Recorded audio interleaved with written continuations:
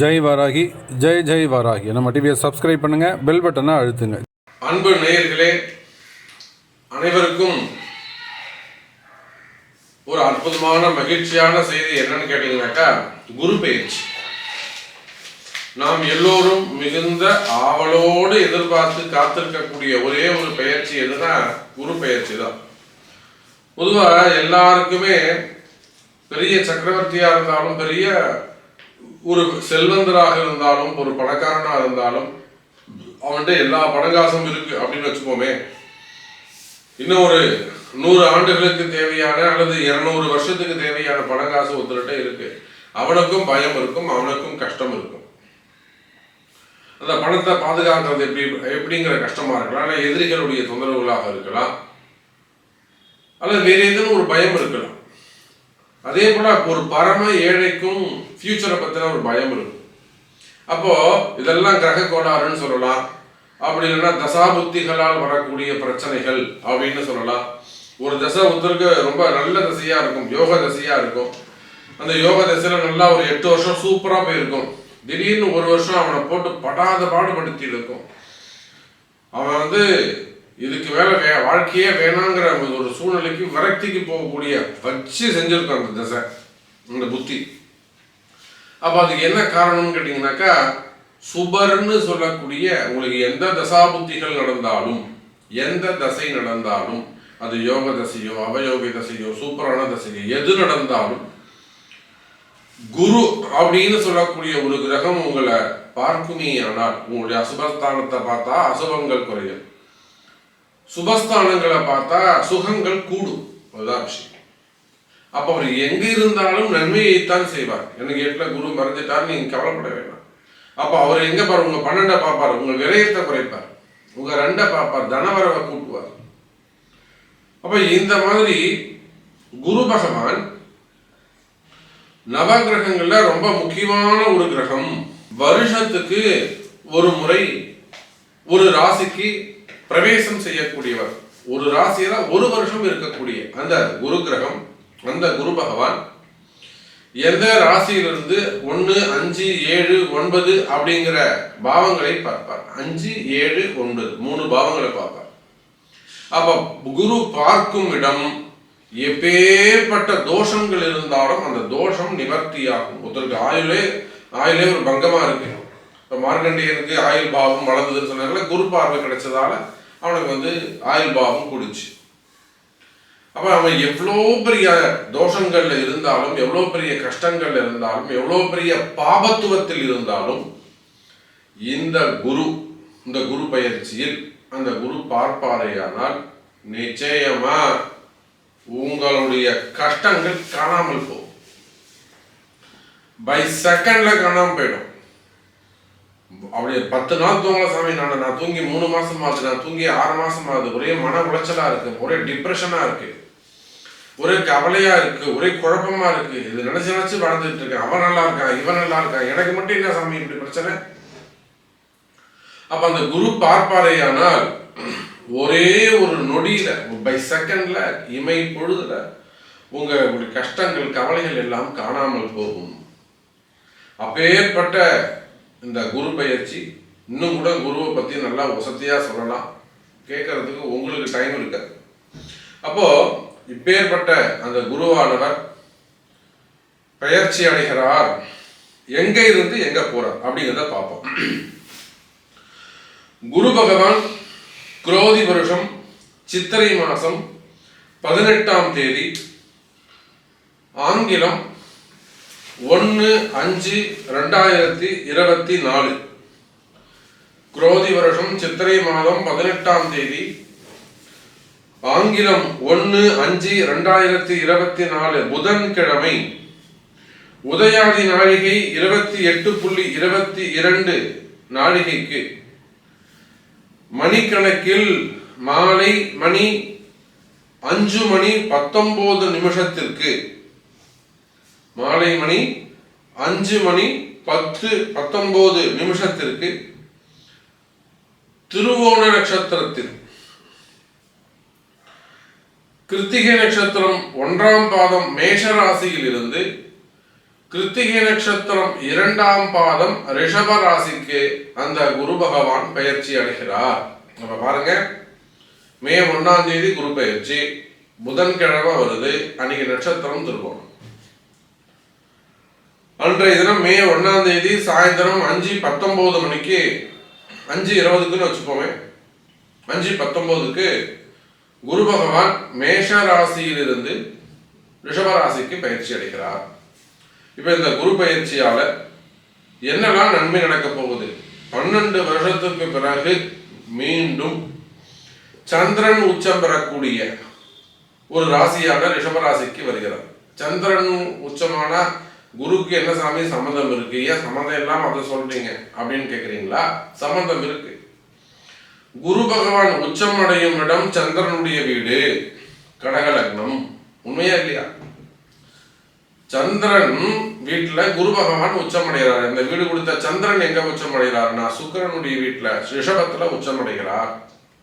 அதோடு மட்டுமல்ல, சுக்கிரன் வீட்டுல வரக்கூடிய அந்த குரு சுக்கிரன் சேர்ந்த என்னங்க ஒரு மகாலட்சுமி யோகம், அஷ்டலட்சுமி யோகம் அப்படி சொல்லலாம்.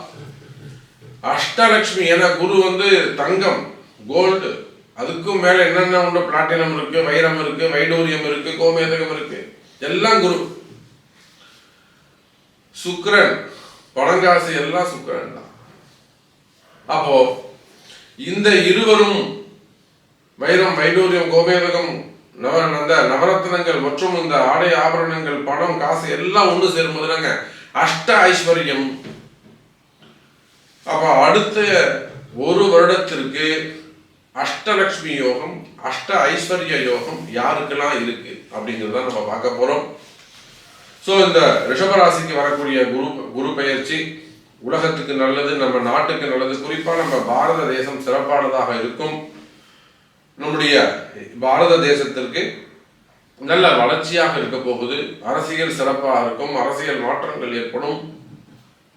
பொதுவாக இந்தியாவுடைய பொருளாதாரம் மேற்படும். இப்போ ஒவ்வொரு ராசிக்குமான அந்த குரு பெயர்ச்சி பலன்களை நாம் பார்ப்போம். வாருங்கள். அன்பார்ந்த கன்னி ராசி அன்பர்கள், கன்னி ராசி அன்பர்களே, அற்புதமான குரு பெயர்ச்சி. உங்களுக்காகவே செதுக்கி வைக்கப்பட்ட சிற்பம் போல. ஒருத்தர் போயிட்டு எங்க கோவிலுக்கு ஒரு மீனாட்சி சிலை வேணுங்க, எங்க ஊருக்கு ஒரு புளியார் சிலை வேணுங்கன்னா, நீங்க புளியார் கொஞ்சம் குண்டா இருக்கணும், அந்த கையில மோதகம்லாம் நல்லா தெரியணும், அற்புதமா தெரியணும், கண்ணு திறந்து பாக்குற மாதிரி இருக்கணும், அப்படிலாம் அந்த ஊர் ஜனங்க சொல்லிட்டு வருவாங்க. முருகன் சிரிச்ச முகமா இருக்கணும், மயில்லாம் அந்த ரேகையெல்லாம் தெரியணும். அது போல சொல்லி செதுக்கப்பட்ட சிற்பங்களை போல கன்னிராசி அன்பர்களுக்காக செதுக்கப்பட்ட ஒரு அற்புதமான கால நேரம், நல்ல நேரம் உங்களுக்கு துவங்குகிறது. கன்னிராசி அன்பர்களே, உங்களுடைய கஷ்டங்கள் என்னன்னு தெரியும். நிறைய பேர் உங்களை பக்கத்துல இருக்கிறவங்களே உங்களை புரிஞ்சுக்க மாட்டாங்க. அந்த மாதிரியான ஒரு கடுமையான சூழ்நிலை இருக்கும். மனைவி, மக்கள், பெற்றோர்கள் அல்லது நல்லா நெருங்கி பழகக்கூடியவர்கள், அவங்கள்ட்ட கூட நிறைய நேரங்கள்ல மன வேறுபாடுகள், கருத்து வேறுபாடுகள் வந்திருக்கும். Different opinion. அப்ப கன்னிராசி நேயர்களே, அதனால நிறைய நண்பர்கள் பிரிஞ்சிருக்கலாம், நிறைய ஃப்ரெண்ட்ஸை நீங்க மிஸ் பண்ணிருக்கலாம், நிறைய ரிலேஷன்ஷிப்பையும் நீங்க மிஸ் பண்ணிருக்கலாம். அப்ப அந்த மாதிரி இழப்புகள், பிரிவுகள் இருக்குமே, ஆனால் அதெல்லாம் போன வருஷத்தோட முடிஞ்சு போச்சு. நிச்சயமா நான் எழுதி கொடுக்கிற கன்னிராசி என்பவர்களே, உங்களை எதிர்த்தவர்கள் எல்லாம் காணாமல் போவார்கள். உங்களை எதிர்த்தவர்கள் எல்லாம் காணாமல் போவார்கள். நீங்க ஒன்னும் ஓட விட மாட்டீங்க. எப்படி காலமும் நேரமும் அவங்கள உங்க முன்னாடி கொண்டு ஒரு விரோதியா நிப்பாட்டிச்சோ, அதே போல இப்ப கன்னி ராசிக்கு ஒரு நல்ல நேரம் இருக்குது. அந்த நல்ல நேரம் ஆட்டோமேட்டிக்கா அவங்கள ரிவேஸ் போட வைக்கும். உங்களை பார்த்தா அவங்க பயந்தோ, யார் உங்களை மிரட்டினாங்களோ அவங்களே உங்கள்கிட்ட பணிச்சு போகக்கூடிய வாய்ப்புகள் ஏற்படும். கன்னிராசி அப்படி என்ன அற்புதம் நடக்குது கன்னிராசிக்கு அப்படின்னு கேட்டாக்கா, ராசிக்கு 9ஆம் வீடு என்று சொல்லக்கூடிய பாக்கியஸ்தானத்தில் சுக்கிரனுடைய வீட்டுல சுக்கிரன் கன்னி லக்னமானாலும் கன்னி ராசியானாலும் இதை கவனிக்க வேண்டும். கன்னி ராசியானாலும் கன்னி லக்னமானாலும் எனதருமை கன்னி ராசி நேயர்களே, உங்கள் ராசி லக்னத்திற்கு 2க்கும் 9க்கும் உடையவன் முழு சுபராக விளங்கக்கூடிய சுக்கிரன். அந்த முழு சுக்கிரன் குருக்கு சுபராக விளங்குகிறார், நட்பு கிரகமாக விளங்குகிறார். ஆகையினாலே அந்த 2க்கும் 9க்கும் உடைய சுக்கிரனுடைய வீட்டில் அமரக்கூடிய அந்த குரு எல்லா யோகத்தையும் எல்லா பாக்கியத்தையும் உங்களுக்கு கொடுக்கிறார். பாக்கியம்னா என்னங்க? எல்லா பாக்கியமும், ஆரோக்கியம் அது ஒரு பாக்கியம், வேலை வாய்ப்பு வருமானம் அது ஒரு பாக்கியம், தொழில் அமைப்பு அது ஒரு பாக்கியம், அதே போல வருமானம் அது ஒரு பாக்கியம், நோய் நொடி இல்லா வாழ்க்கை அது ஒரு பாக்கியம், உரிய காலத்துல உரிய பருவத்துல நடக்கக்கூடிய மங்கள விசேஷங்கள் அது ஒரு பாக்கியம். அப்ப அந்தந்த காலகட்டத்தில் நடக்க வேண்டிய எல்லா விசேஷங்களும் நடக்குமே, ஆனால் அதுவெல்லாம் ஒரு பாக்கியம் தான். இப்படியாக 9வது வீட்டில் அதே போல தனம் குடும்பம் வாக்கு இது 3 விஷயத்தையும் இந்த 3 சப்ஜெக்டையும் குரு பகவான் பாதித்திருக்கிறார். குடும்பம் சிறப்பானதாக இருக்கும். நான் தான் சொன்னேன், புரிந்து கொள்ளாத உறவுகள் கூட உங்களை புரிந்து கொள்ளுவார்கள். சரி, இவரை உங்களை புரிஞ்சுக்கல, அவங்க கூட என்ன பண்ணுவாங்க, உங்களை புரிஞ்சுப்பாங்க. நல்ல முறையில முன்னேற்றம் ஏற்படும். கன்னி ராசி அன்பர்கள் நல்ல முன்னேற்றம் இருக்கு. குறிப்பா கணவன் மனைவி இடையே நல்ல ஒற்றுமை ஏற்படும். இந்த மருமக கொஞ்சம் போயிட்டு சாமி போய் உட்காந்துருக்காங்க, எங்க வீட்டம்மா போயிட்டாங்க, மனைவி போய் உட்காந்துருக்காங்க, வரமாட்டேங்கிறாங்க, எங்க வீட்டுக்காரங்க கூப்பிடுவாரா, மாப்பிள்ள வருவாரா, இந்த மாதிரியான கேள்விகள். அப்போ பிரிந்த கணவன் மனைவி மீண்டும் ஒன்று சேருவதற்கு வாய்ப்புகள் உண்டு. அதே போல காதல் திருமணங்கள் நான் ஒருத்தரை விரும்புறேன், ஆனா நட்சத்திர பொருத்தம் இல்ல, ரஜு பொருத்தம் இல்ல, ஆரவ குணம் ஆவரவ குணம் இதெல்லாம் நீங்களே பார்த்துக்கிறீங்க. அந்த மாதிரி அந்த காதல் ஒற்றுமைகள் கைகூடும், திருமண யோகங்கள் கைகூடும். இன்னும் சொல்ல போனால் கன்னி ராசி என்பர்களே, காதல் திருமணங்கள் நிறைவேறுவதற்கான வாய்ப்புகள் உண்டு. பெற்றோர்கள் நல்லாசிகளோடு, அதுதான் முக்கியமாக, பெற்றோர்களுடைய நல்லாசிகளோடு அந்த காதல் திருமணங்கள் கைகூடுவதற்கு வாய்ப்புகள் உண்டு. அங்கேயும் ஒருதலை பட்சமாக இருக்குமே, ஆனால் அந்த பொண்ணு எனக்கு கிடைக்குமா, அந்த பையன் எனக்கு கிடைப்பானா, அதுல ஏதேனும் ட்ரபுள்கள் இருக்குமே, ஆனால் பிரச்சனைகள் இருக்குமே, ஆனால் அவையும் விலகும். கன்னிராசி என்பர்கள் சரி. அப்போ அதே போல வருமானம் கைகூடும். நீங்க எந்த தொழில் செய்பவராக இருந்தாலும் உங்களுக்கு இருக்கக்கூடிய பண கஷ்டங்கள் விலகும். கன்னிராசி என்பர்களே, பண கஷ்டம் விலகும், பணவரவு தனவரவு அதிகரிக்கும், வருமானம் அதிகரிக்கும், நல்ல முன்னேற்றம் இருக்கும். இன்னும் சொல்ல போனால் கன்னிராசி என்பர்களே, கடன் சுமைகள், கடன் பிரச்சனைகள், வம்பு வழக்குகள் இவையெல்லாம் இருக்குமே, ஆனால் அந்த கடன் சுமைகள், கடன் பிரச்சனைகள் எல்லாம் விலகும். மெயினா கடன் சுமைகள், கடன் பிரச்சனைகள். அப்படி என்ன கடன் சுமைகள் இருக்கு, அப்படி என்ன கடன் பிரச்சனைகள் இருக்கு அப்படின்னு கேட்டீங்கன்னாக்கா, நிச்சயமா கன்னிராசி என்பவர்களுக்கு அபரிமிதமான கடன், வெளியில சொல்ல முடியாத சில கடன் பிரச்சனைகள் இருக்கலாம். 30 கோடி 40 கோடி 50 கோடி. அப்போ அந்த மாதிரி கடன் சுமைகள், கடன் பிரச்சனைகள் இருக்குமே, ஆனால் அதெல்லாம் உரிய வழிபாடுகள். இந்த ஒரு நல்ல நேரம் வந்திருக்கு, குரு நல்ல இடத்திற்கு வந்திருக்கிறார். யாராவது ஒருத்தர் மூலியமா ஒரு நல்ல குரு கிடைச்சி வழிகாட்டுதல் பிரகாரம் அதற்குரிய ஆலய வழிபாடுகள் அல்லது பரிகாரங்கள் செய்வீர்களே, ஆனால் நிச்சயமாக உங்களுக்கு நல்ல நேரம், கடன் சுமைகள் குறையும். கன்னிராசி அன்பர்கள். அதே போல வேலை வாய்ப்புகள் அதிகரிக்கும். தனியார் வேலையானாலும் கவர்மெண்ட் ஜாப் ஆனாலும் வேலை வாய்ப்புகள் அதிகரிக்கும். கல்வி நிறுவனங்கள்லாம் வச்சு நடத்தக்கூடியவங்களுக்கு அவங்க இருக்கக்கூடிய சட்ட சிக்கல்கள், சட்ட ரீதியான சட்ட சிக்கல்கள்ல போய் மாட்டிக்கிட்டு இருப்பீங்க, அந்த சட்ட சிக்கல்கள் விலகும். அதே போல உங்களுக்கு அந்த அரசாங்க உத்தியோகம் செய்யக்கூடியவர்களுக்கு டிபார்ட்மெண்ட் வைஸ் நடக்கக்கூடிய என்கொயரிஸ், நிறைய கன்னிராசி என்பவர்கள் என்கொயரி நடக்கும். அந்த மாதிரி என்கொயரி நடக்குது அல்லது ஏதேனும் ஒரு ரைடு நடக்குதுன்னா நிச்சயமா அதுல இருந்து விடுதலை பெறுவதற்கான வாய்ப்புகள் உண்டு. அப்படி இல்லைன்னா இப்படி சொல்லலாம், உங்களுக்கு ஃபேவரபிளான ஜட்ஜ்மெண்ட் வருவதற்கான வாய்ப்புகள் உண்டு கன்னிராசி அன்பர்கள்.